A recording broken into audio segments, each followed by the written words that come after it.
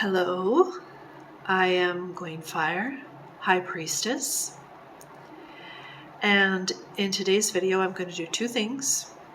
I am going to unbox this deck that I have here, and I'm also going to, as we go along and in between, talk a little bit about my process, especially my tarot process.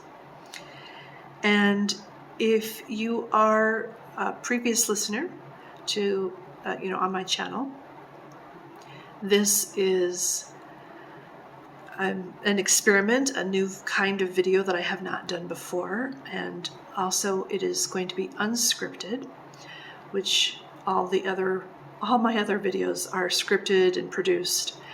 One of the reasons that I do that, and that I'm a little interested to see what happens today without a script, is I ramble, so just warning ahead of time. I tell 5 stories when one will do, and 6 paragraphs when 3 words will do. So we'll see how this goes. But my process is a little bit also my story. Obviously I can't tell my whole story in this video, but something pertinent to what we're unboxing here. And just to tell you, this is my first tarot deck. I have a few oracle decks, but this is my first tarot deck. So let's get started. And I literally have left the plastic on, but I kind of slid it so I wouldn't be wrestling with the plastic for like 5 minutes, but right? So, I like the moon imagery on the box. Well, I guess it doesn't matter. We're going to be doing some plastic wrestling. Alrighty. Yay! Christmas for me. I've been so excited for this tarot deck, and I'm talking about years of excitement. Alright, so let's take the top off here.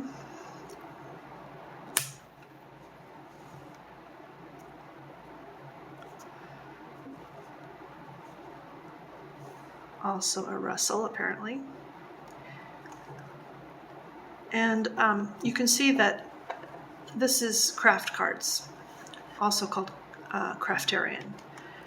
And I bought this off of Amazon, and if this is a deck you're interested in, and if you are so inclined to purchase through me, there is a link in my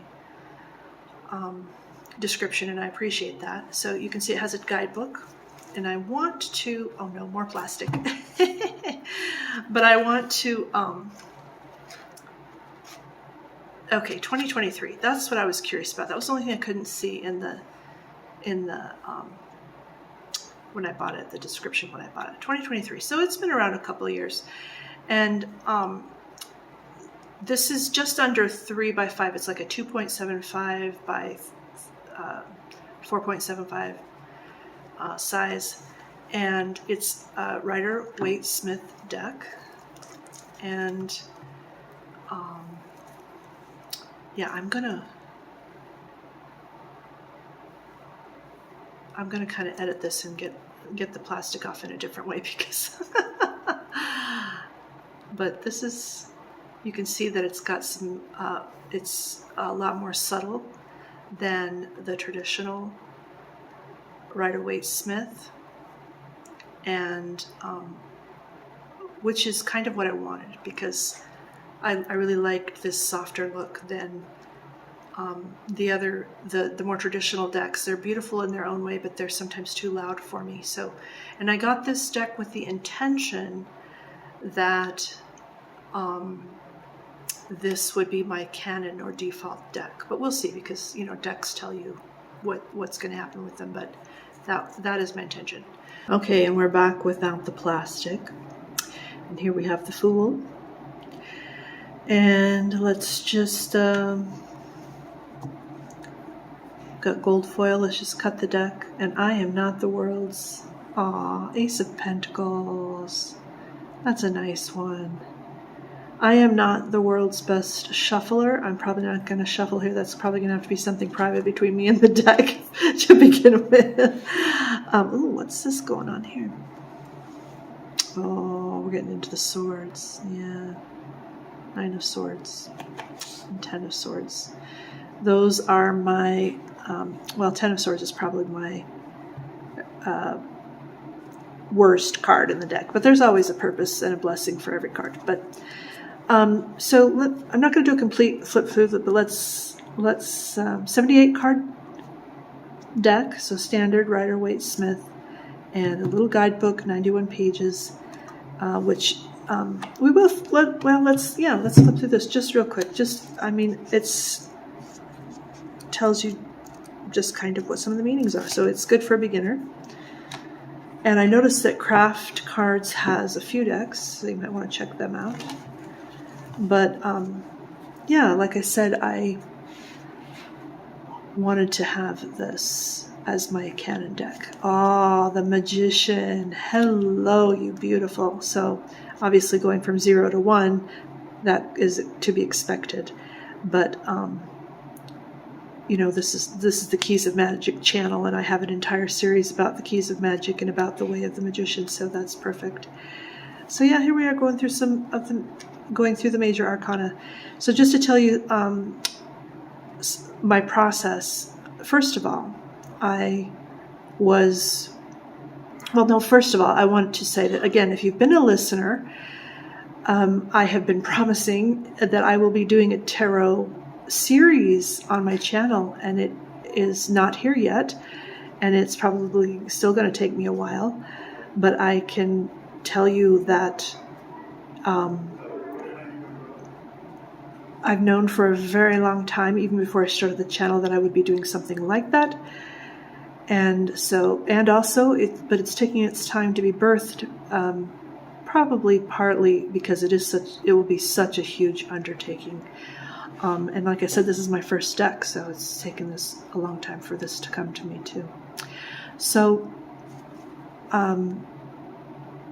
but what I thought I would do is, in preparation, as I'm preparing and I've written notes and I've gotten things and I'm ready to start getting decks, like I said, if you've been a listener, I thought that I would share with you my process, which part of that is to get a hold of some of the decks I want to be using as we do that series. And I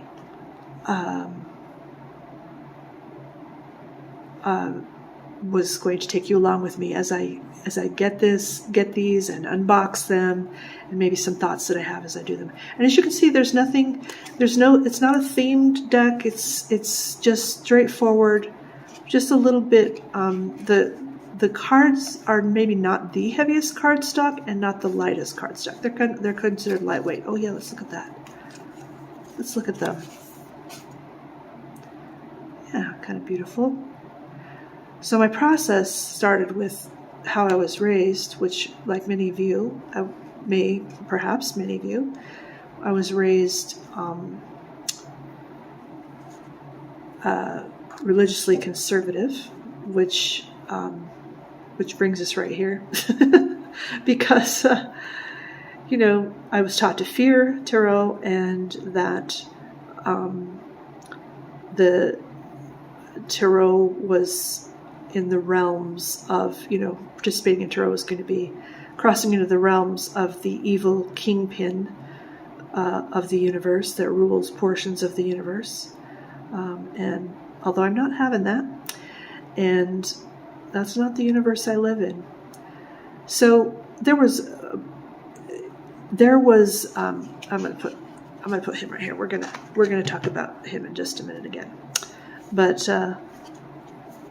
we are, how do I want to put this?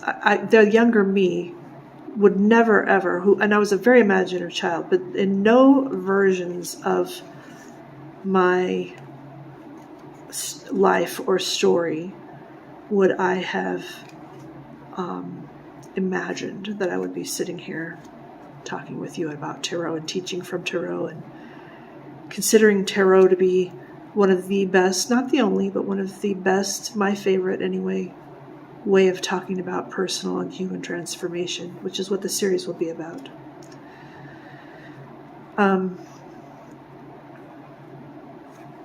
Yeah, I could not have imagined that. And again, to talk about the series just a little bit, there's our Ace of Pentacles again, halfway through. I'm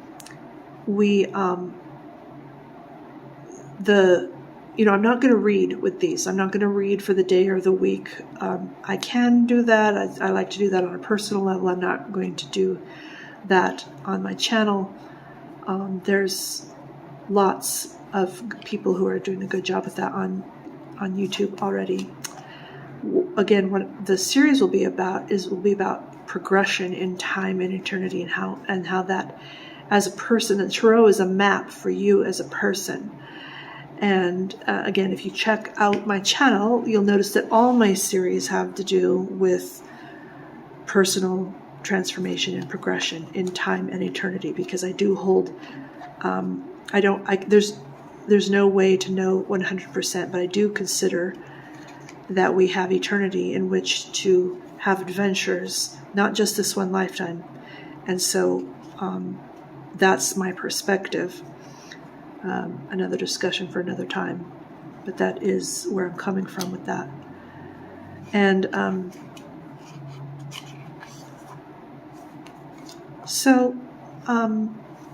when I did start feeling called to these things, I started with zodiac knowledge, which I do have a Keys of Zodiac on my channel, but I still felt like tarot was like untouchable. And then I don't even know what happened. I do remember having an internal conversation, and my process is, there's a lot of things going on the inside of me that may or may not have anything to do with what's on the outside of the world, mine and the rest of the world, but there was a message inside me that said, your deck is coming to you. And you will have, like it was a being, like it was, oh, there we go. And I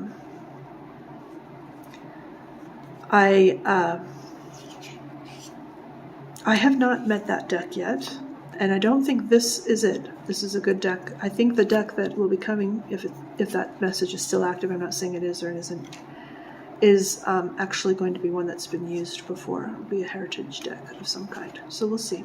We'll see what happens on that.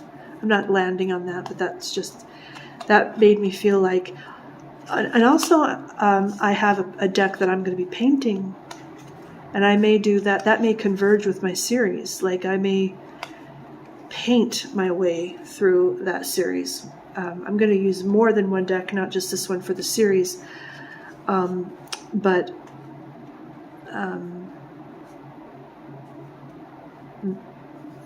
I may also paint the one, or that may come later. We'll see. We'll see what happens. I live in the present, and I do the next moment, and sometimes I get ideas about what the future could be, and sometimes that's what happens, and sometimes there's a sharp turn, and something very, very different happens. So, well, that wasn't a complete flip through, but it was quite a bit, and I want to, so there's some tips for beginners, which I may or may not, I don't want to read that too much, in fact, so kind of to tell you also what has been happening with this series is, the series is inside of me. I want to find that, I want to actually do a couple of things here. I want to find the aces, if I can, just for fun. I'm gonna look. How shall I say this? I don't study a lot. I get my information from the other side. And I don't necessarily think it comes from other beings. I think it comes from myself, like the greater, like who I am, and who came here to play this character.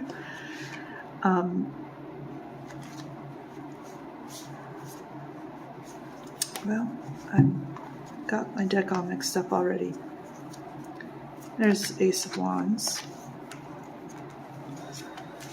And so and the pictures tell me, which is what they're supposed to do. I mean, they're symbols, right? If you ponder on the deck itself, there will be information that can be given to you, and so that's a lot of how I do it. Maybe the aces at the end, not the beginning. Well, I wanted to find the aces, but I also don't want to have this take forever. This is the page. And this is not the ace. This is the nines. Well, I should have prepared better. We'll see. Because what I really want to do is I want to get back to this guy here. And just to leave you, I think that's the end of my unboxing. I was going to try to do an ace spread, and I may still edit that in. But I wanted to kind of leave you with something. So even though I'm not doing the whole series, I wanted to give you... so just, so the tarot is inside of me, right? It's inside of everybody if you want it there. But it's inside of me, and it teaches me, and then sometimes I get ponderings as when I see cards, and then and that's why I'm also going to be introducing to myself several other cards or several other decks as we go along that I'll do some unboxing videos. If you like them, let me know if you like them, and I'll try to leave you with a little bit of something too for each time I do an unboxing. And then when I get to the series, it'll be more methodical, like here's how you transform here, here's how you transform here. But and only then do I maybe read a guidebook, or after that, then I read some things. And maybe the way that I hear about it or read about it is not the same as what I've received. And sometimes I'll go with what I received, like, yeah, this may be the traditional way, but this is the Goyen fire way, or whatever. So it's whatever seems, because they're just messages. It's just for us. It's for us. It's not, we're not for the tarot. The tarot is for us, right? And so, if you need to learn whatever you learn from that, you can. So speaking in terms of and what I think is one thing that will show why I think the tarot map is so beautiful. The traditions that tried to teach me that did teach me that this sort of thing shouldn't be participated in, feared this guy here, the devil. And also misunderstood is what I'm saying. And so in the traditions that taught me, there are the ones that have the devil. They have the devil as being a kingpin, an evil kingpin who rules portions of the universe, and that God is still battling to this day, which I can't jump on board with that concept. But what in the tarot teaches you, the devil is number 15 in the major arcana. So basically what that means is you don't meet the devil until the 15th station of the major arcana. And so that means that all the other minor arcana, all the progression through the wands, the swords, the pentacles, and the cups, you're not wrestling with the devil. The devil's not there. It's just the world. It's just you. It's just the next opportunity. It's the next blessing. And you even get, you go through the magician. This number 15 is after magician. It's after high priestess. It's after the emperor. It's high up in the major arcana. And if you're transforming and again, in my perspective, we're talking about lifetimes, right? You can activate it for this lifetime if that's what you need to be working on, but if not, you don't have to worry about it.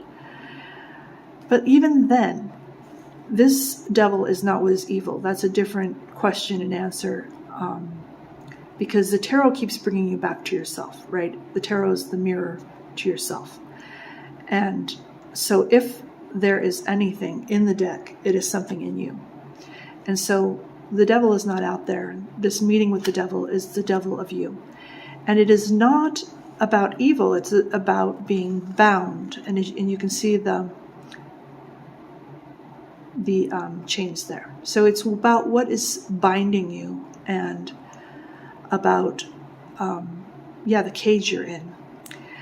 And not just any cage, because the minor arcana are a journey of freedom. Like you are unbinding yourself from one station to the next all the time, right? And so to come to this level is to come to looking at yourself and saying, no, really, like you've done all this work. You're powerful. You're clear. You're beautiful. You have wealth. You're the emperor.